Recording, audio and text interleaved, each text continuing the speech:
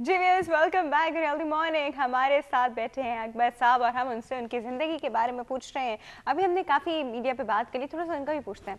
Sir, आपने as a theatre artist, if I am not wrong, start किया था, तो वो आज से कुछ 20-21 साल पहले की बात है। जी हाँ, तकरीबन।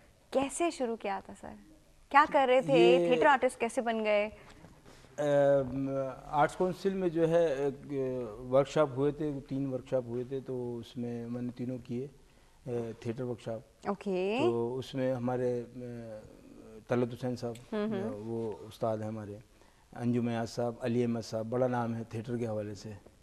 और अंजुम अयाज साहब जो है वो थिएटर के हवाले से भी एक बड़ा नाम है, और जो है वो स्कल्पचरिस्ट भी हैं बहुत बड़े इस वक्त, मतलब पाकिस्तान में वो।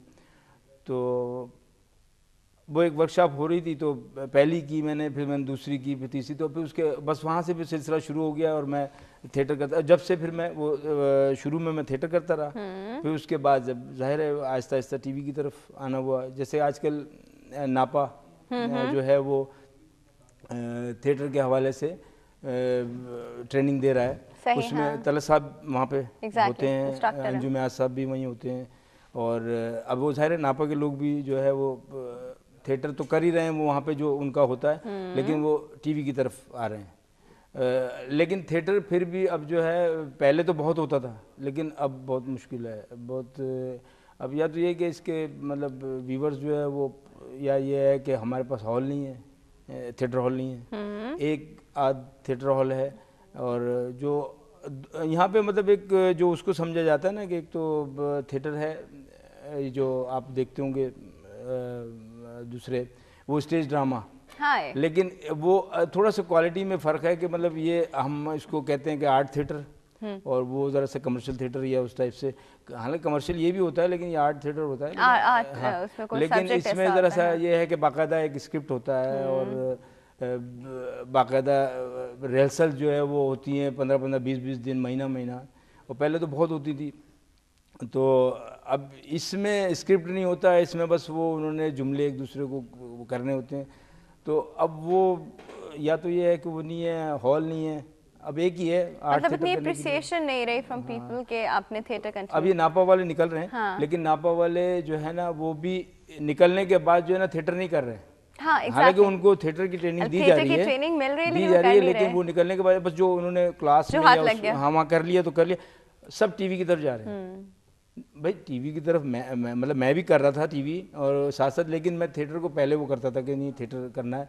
जब थिएटर करना होता तो मैं छोड़ देता था टीवी के, मैं तो मतलब थिएटर भी करें, उसको भी जिंदा रखें थोड़ा सा। तो ये फिर उसके बाद टीवी की तरफ आ गए आहिस्ता। अच्छा सर, ये क्या बैठे बैठे आपको थिएटर का शौक हुआ? तो कुछ और कर रहे थे इससे पहले अपनी ज़िंदगी में?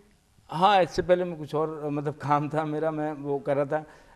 फिर उसके बाद बस मुझे शौक़ था, जो कहते हैं ना कि वो बचपन से शौक़ था, मुझे था वाकई बचपन से शौक़ फिल्म में देखना ये वो।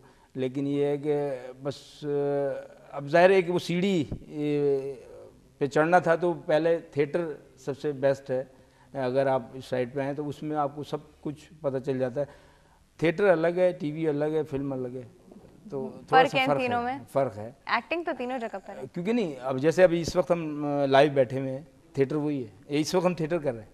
अच्छा, मुझे नहीं पता ऐसे हम थिएटर कर रहे हैं। और थिएटर कर रहे हैं, सारी ऑडियंस देखी हुई है, ऑडियंस बैठी हुई है, और ये भी थिएटर ही है जो लाइव चल रहा है इस वक्त, और वो भी लाइव ही होता है, क्योंकि उसमें रिजल्ट आपके सामने आ जाता है। हाँ। फ़ौरन ही क्लैप हो जाती है, या लोगों को अजीब लगता है या बुरा लगता है या उठ के चले जाते हैं अगर अच्छा नहीं लगता तो। हाँ। लेकिन टीवी जो है वो तो ज़ाहिर है रिजल्ट बाद में ही पता चलता है उसका कि आपने काम अच्छा किया या नहीं किया। टीवी में भी और रीटेक भी कर सकते हैं, उसमें सब कुछ है, बार बार अगर आपने गलत कह दिया तो, मतलब जो लाइव परफॉर्मेंस लाइव में जो कह दिया मुंह से जो निकल गया तो बस वो फिर निकल गया। बाद दफ़ा ऐसा होता है भूल भी जाते थे हम लोग, मतलब जैसे फिर बना लिया कोई चीज़, आर्टिस्ट हैं साथ में तो वो भूल जाते थे कोई जुमला, तो बड़ा हम सपोर्ट देते थे उसको, मतलब बात वहीं घुमा के ले आते थे या हिंट ड्रॉप करते थे किसी तरह के, पूरा एक से हाँ पूरा एक पेज पता चला, अगले पेज पे चले गए तो अब वो पूरा एक पेज अक्सर ऐसा होता था। तो मैं फिर उनको है ना, अच्छा तुम ये कह रहे थे और वो कह रहे थे, और तुम्हारे अब्बा जो थे वो तुम जो कह रहे थे एक दफ़ा,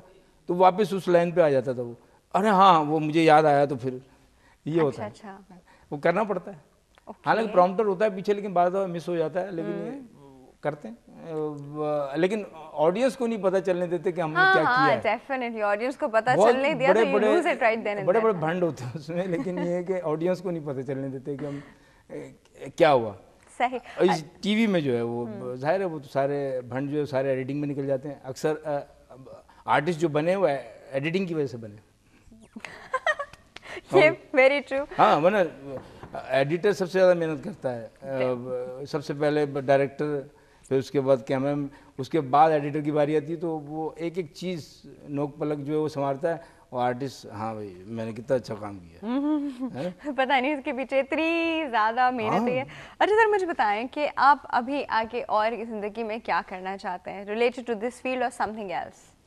मैं अभी तो मतलब ज़ाहिर यही मेरा चल रहा है टीवी, और कभी कभार जो है अब तो मेरा ख्याल साल में इसमें हम थिएटर करते हैं। अगर लेकिन वो भी ये है कि ज़रा दिल को सुकून मिल जाता है एक थिएटर करने से ना, कि करना है, क्योंकि हम थिएटर के हैं, और लाजमी तकरीबन हम साल में एक आध थिएटर कर लेते हैं। और टीवी तो ज़ाहिर है चलता ही रहता है, कभी कुछ कभी प्रोडक्शन साइट्स पे आने का आपका कोई प्लान है ऐसा कि मुझे भी कुछ प्रोड्यूस करना है, या मैं थिएटर रिवाइव करूं, या कोई ऐसी चीज़? नहीं, थिएटर तो मैंने अपना ग्रुप बनाया था, और मैंने उससे अपने जो प्ले किए हैं तकरीबन 25-30 प्ले मैंने खुद किए हैं, डायरेक्ट किए हैं, और बड़ा अच्छे रहे हैं। उस ज़माने में मतलब थिएटर काफ़ी चल रहा था ना। अब जाहिर है 95 में मैंने ग्रुप बनाया था, 90 में मैंने थिएटर वर्कशॉप किया था, तो 95 में ग्रुप बनाया। उसके बाद मैंने तकरीबन 5 साल जो है काफ़ी थिएटर किया, और अपने ग्रुप से मैंने बड़े ड्रामे किए। तो फिर उसके बाद आहिस्ता आहिस्ता जो है वो थिएटर वैसे ही कम होता रहा है, कुछ ग्रुप ख़त्म होते रहे हैं, बस यही है। कुछ लोग जो है वो टीवी की तरफ चले गए, कुछ छोड़ दिया किसी ने, काफ़ी लोग थे। वर्कशॉप में तो हमारे साथ ये तला साहब का जो वर्कशॉप था उसमें सानिया भी आई थी, उन्होंने 2 महीने की क्लास ली थी, लेकिन वो फिर बीच में चली गई। वो एक टीवी के हमारे खालिद बिन शाहीन, वो भी थे उसमें, तो वो भी बीच में चले गए थे, और ज़ाहिर है वो अपने काम की वजह से। और बाकी काफ़ी लोग जो है ना उस वक्त थिएटर वर्कशॉप करने के दौरान ही आधे लोग चले गए। आधे लोग ओके। अब इस वक्त हम लोग हमारे ग्रुप के जो है ना मेरा ख्याल मुश्किल से 10-12 लोग काम कर रहे हैं। अच्छा। कितने लोग थे? तो तकरीबन 200 लोग थे 3 वर्कशॉप में। अच्छा। तो अब 10-12 काम कर रहे हैं बस सिर्फ। अच्छा सर, मुझे बताएं कि आपका ये जो इतना मीडिया का इतना लंबा आपका माशाल्लाह सफ़र रहा है, कुछ 20-25 साल का, तो मुझे बताएं इस में आपको कुछ कभी कोई ऐसा पॉइंट आया लाइफ में जहाँ आपने सोचा कि ये मैं क्या कर रहा हूँ, मैं काश ये कर लेता, या हाँ, नहीं अक्सर ही आता है। नहीं, अब उसमें ये होता है ना कि जब बाज़ दफ़ा ऐसा होता है ना कि वो आदमी थोड़ा सा वो हो जाता है कि यार ये अब जाना है सुबह सुबह ये वो, लेकिन ये काम है, जब काम आता है ना तो बड़ी खुशी होती है कि हमें काम है। अब बाज़ दफ़ा ऐसा होता है कि नहीं है, तो फिर ऐसा लगता है कि यार क्या है यार ये, मतलब कुछ और भी हम कर लेते तो अच्छा था।